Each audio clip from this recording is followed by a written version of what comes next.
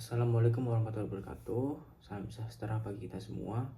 Perkenalkan, nama saya Kevin Ananda Iksal dari Fakultas Ilmu Sosial dan Ilmu Politik Universitas Muhammadiyah Yogyakarta.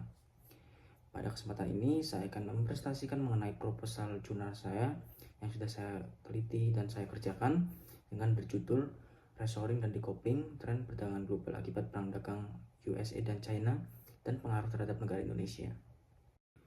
Baik, masuk dalam pembahasan pertama yaitu pendahuluan. Jadi konflik perdagangan antara Amerika Serikat dan juga Tiongkok ini telah dimulai sejak tahun 2018-an. Hal ini menjadi titik balik penting dalam perdagangan internasional. Amerika Serikat yang menetapkan tarif impor tinggi terhadap produk-produk dari China untuk menekan defisit dan mengurangi ketergantungan rantai pasok Tiongkok. China pun membalas kebijakan tersebut dengan melakukan hal yang serupa. Pergeseran ini memicu fenomena reshoring yang bisa disebut sebagai perusahaan memindahkan unit produksi balik ke negara asalnya, dan juga decoupling, yaitu upaya mengurangi ketergantungan ekonomi dan juga teknologi antar kedua negara. Fenomena ini, yaitu fenomena reshoring dan decoupling ini telah menimbulkan dampak besar pada negara-negara berkembang seperti Indonesia salah satunya, mulai dari kenaikan biaya logistik, perubahan strategi, investasi, hingga fragmentasi rantai pasok global. Sementara beberapa sektor seperti otomotif dan elektronik juga sangat berdampak oleh ketidakpastian baru ini. Namun di sini saya menemukan yaitu bahwa terdapat pula peluang bagi Indonesia untuk menarik investasi manufaktur yang relokasi dari China. Permasalahan utama yang diangkat dalam riset ini yaitu bagaimana fenomena reshoring dan decoupling ini akibat perang dagang Amerika Serikat dan juga China dapat mempengaruhi struktur perdagangan global, dan apa pengaruhnya terhadap Indonesia yang sebagai negara berkembang. Kenapa saya mengambil rumusan masalah ini?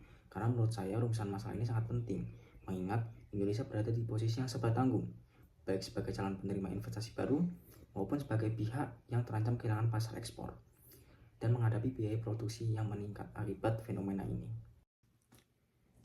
Penelitian ini bertujuan untuk menjelaskan bagaimana perang dagang antara Amerika Serikat dan juga Tiongkok ini telah mendorong terjadinya fenomena reshoring dan decoupling. Selain itu, penelitian ini juga bertujuan untuk mengidentifikasi peluang dan tantangan yang dihadapi Indonesia akibat restrukturisasi rantai nilai global. Nah, manfaat penelitian ini untuk memperdalam pemahaman tentang dinamika baru dan dalam perdagangan internasional, sekaligus membantu pemerintah Indonesia menyesuaikan strategi dan kebijakan ekonomi nasional agar lebih adaptif terhadap perubahan global. Di sini saya menggunakan dua teori utama dalam artikel ini. Yang pertama ada teori keamanan nasional, yang dimana negara menggunakan kebijakan ekonomi seperti tarif dan pembatasan teknologi untuk melindungi kepentingan nasional dan kedaulatan. Lalu yang kedua, adanya teori geopolitik ekonomi, di mana perdagangan dan teknologi menjadi alat persaingan kekuatan antar negara. Dalam konteks ini, AS dan China menggunakan kekuatan ekonomi untuk membangun aliansi dan mempertahankan pengaruh global. Kenapa saya suka dengan dua teori ini? Karena dua teori ini masuk dalam pembahasan saya dan masuk akal dalam masuk ke pembahasan saya. Karena reshoring bukan hanya masalah efisiensi ekonomi, namun reshoring juga berfungsi sebagai strategi untuk meningkatkan pertahanan nasional dan mengurangi potensi ancaman dari negara-negara saingan. Ini masuk dalam teori keamanan nasional. Lalu adanya fenomena decoupling yang ditandai dengan isolasi ekonomi dan teknologi antara Amerika Serikat dan juga China, merupakan contoh dari konflik geopolitik ini. Amerika Serikat berjuang untuk membangun blok ekonomi, yaitu friendshoring baru, dan mengurangi kekuatan Tiongkok di kawasan Asia Pasifik melalui inisiatif seperti CHIPS Act dan pembentukan IPEF.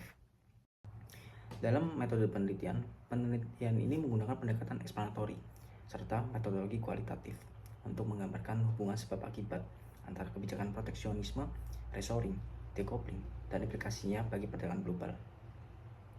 Data dan informasi yang digunakan adalah data sekunder yang bersumber dari laporan resmi pemerintah, lembaga internasional, publikasi ilmiah, dan juga kebijakan strategis yang membahas perdagangan investasi dan perubahan jaringan pasok dunia. Analisis ini dilakukan secara deskriptif dan interpretif dengan menekankan relevansi antara dinamika ekonomi makro dan geopolitik. Berdasarkan penelitian saya menemukan bahwa perang dagang antara Amerika Serikat dan juga Tiongkok sejak 2018 telah menyebabkan banyak perusahaan memindahkan produksi keluar dari Tiongkok atau kembali ke negara asal mereka atau mencari destinasi lain untuk investasinya. Ini merupakan sebuah tren yang disebut reshoring dan decoupling. Dampak utamanya seperti global supply chain yang terpecah, biaya logistik naik, dan Indonesia mendapat peluang investasi baru, khususnya di sektor manufaktur. Tetapi tantangannya adalah persaingan makin ketat, biaya produksi meningkat, dan reformasi birokrasi yang sangat dibutuhkan agar Indonesia benar-benar mengambil manfaat dari pergeseran ini. Saya memiliki rencana pelaksanaan saya sendiri sebelum saya melakukan riset data dan juga melakukan penulisan. Jadi penelitian ini dirancang berlangsung selama 3 bulan lebih dengan tahapan yang satu studi literatur dan pengumpulan data sekunder. Saya memakan waktu sekitar 3 minggu. Lalu saya menganalisis data dan interpretasi fenomena resonance decoupling. Itu sekitar memakan waktu 1 minggu lebih. Lalu yang ketiga itu pemetaan dampak dan peluang bagi Indonesia. Saya membutuhkan waktu sekitar 1 minggu atau kurang, sekitar 5 harian mungkin. Lalu setelah tiga-tiganya selesai, saya lakukan melakukan yang terakhir, yaitu penyusunan rekomendasi kebijakan serta penulisan laporan akhir. Itu sekitar 2 bulanan. Dengan penelitian ini tentunya saya sangat berekspektasi dan juga memiliki harapan yang tinggi. Saya berharap bahwa pemahaman akan pola baru perdagangan global bertambah jelas baik bagi akademisi, pelaku kebijakan, maupun publik. Diharapkan pula hasil riset dapat membantu Indonesia meningkatkan daya tarik investasi, memperkuat rantai nilai nasional, dan juga mengantisipasi resiko di tengah dinamika ekonomi politik global yang berubah cepat.